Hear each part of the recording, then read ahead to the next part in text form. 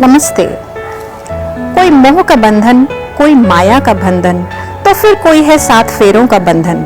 लेकिन एक बंधन ऐसा भी जो कच्चे धागों का बंधन, और इसी त्योहार को कहते हैं रक्षा बंधन। रक्षा बंधन का पर्व न केवल हिंदू धर्म में जोर शोर से मनाया जाता है, अपितु जैन धर्म के अनुयायी भी इस पर्व को बहुत ही हर्षोल्लास के साथ मनाते हैं।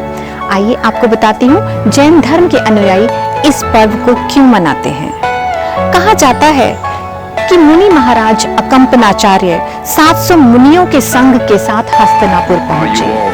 वहां के राजा बलि को जब यह बात पता लगी तो उसे अच्छा नहीं लगा और उन्होंने इन धर्म के रक्षकों के ऊपर उपसर्ग किया और इनके चारों तरफ आग लगवा दी। विष्णु कुमार मुनि को अवधि ज्ञान से जब यह बात ज्ञात हुई तो वह तुरंत वामन का वेश धारण करके बलि के दरबार में पहुंचे और कहा, महाराज मुझे भिक्षा चाहिए। बलि ने पूछा, क्या चाहिए आपको? उन्होंने कहा, मुझे सिर्फ 3 पग भूमि चाहिए।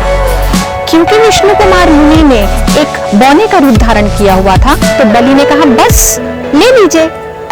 तुरंत ही विष्णु कुमार मुनि ने एक विराट रूप धारण किया और उस विराट रूप को धारण करके उन्होंने एक पग में धरती नापी, दूसरे पग में आकाश को नाप लिया और बलि से पूछा, तीसरा पग मैं कहाँ रखूं? बलि ने कहा, महाराज तीसरा पग आप मेरे सर पर रखिए। जैसे ही विष्णु कुमार मुनि ने तीसरा पग उनके सर पर रखा, बलि धरती में धंसते चले गए, परेशान हो गए, व्याकुल हो गए और कहा, आप जो भी हैं मुझे क्षमा कर दीजिए। उन्होंने कहा, तुमने मुनियों पर उपसर्ग किया है, उस उपसर्ग का विनाश करो। इसके बाद उनके मुनियों के चारों तरफ लगी हुई आग को बुझाया गया, मुनियों को बचाया गया और बहुत समय तक आग में फंसे रहने के कारण उनके गले बंद हो गए थे, उनको आंखों से दिखाई नहीं दे रहा था और बहुत सारे दिनों तक उनका आहार भी नहीं हुआ था। इस दिन बहुत सारे मुनियों की रक्षा हुई थी, इसलिए जैन धर्म के अनुयायी एक दूसरे को रक्षा सूत्र बांधकर रक्षाबंधन का पर्व मनाते हैं।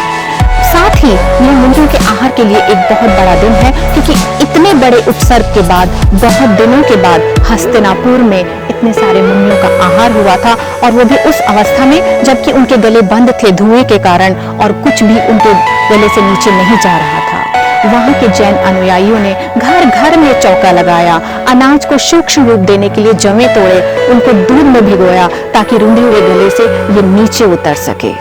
घर घर में चौका लगाया गया। बहुत सारे मुनि थे। अब मुनियों को कैसे पता लगे कि किस घर में जाकर वो आहार कर सकते हैं?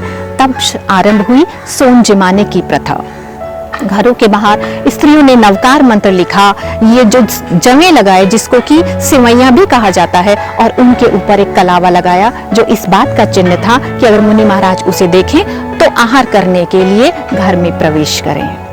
यह वजह है कि हम अपने घर में इस दिन सोन जिमाते हैं। रक्षाबंधन की प्रथा भले ही वैदिक काल में शुरू हुई हो, इसका सफर भी बहुत लंबा रहा है। एक सूत के कलावे से आज ये ई राखीज तक पहुंच गया है। आज कोरोना के इस समय में बहनें अपने भाइयों के पास नहीं पहुंच पा रही हैं। कुछ तो ई राखीज भेज रही हैं, कुछ सावन के महीने में बादलों से कह रही हैं, बदरी भैया के अंगना जाइयो, छू छू कर इतना कहियो, कहियो कि मैं हूँ तोरे बहना की रखियो।